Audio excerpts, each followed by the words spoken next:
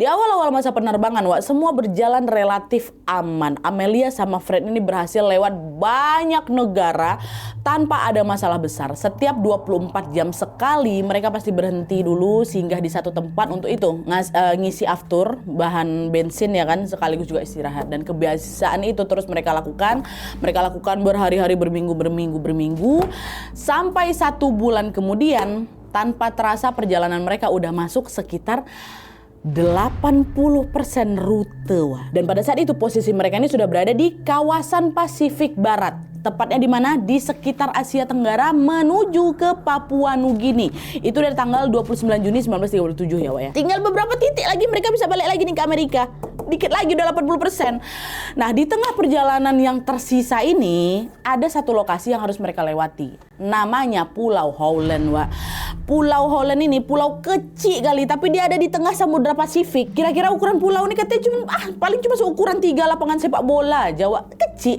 Dari atas pun dia nyaris nggak ketengok, nggak kelihatan menonjol si pulau ini. Dia nggak ada gunung, nggak ada gedung tinggi, apalagi nggak ada tanda yang bisa gampang ditangkap mata kalau dari atas. Nah, meskipun begitu, mereka tetap harus singgah di Pulau Howland itu. Dari titik terakhir tadi harus singgah di Pulau Howland. Kenapa?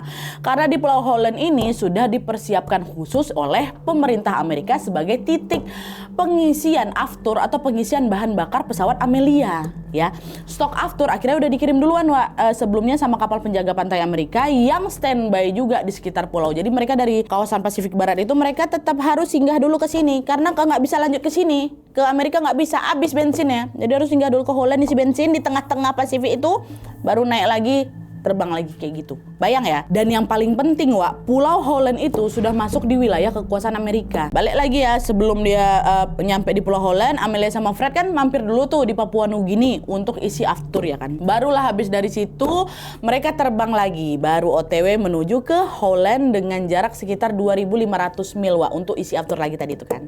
Nah, jarak dari Papua Nugini ke Howland ini tuh jarak beresiko kali, Wak. Apalagi mereka terbang kan di atas lautan lepas kan. Lautan lepas yang luas kali ini di atas samudra kan, dan hampir nggak ada patokan apa-apa.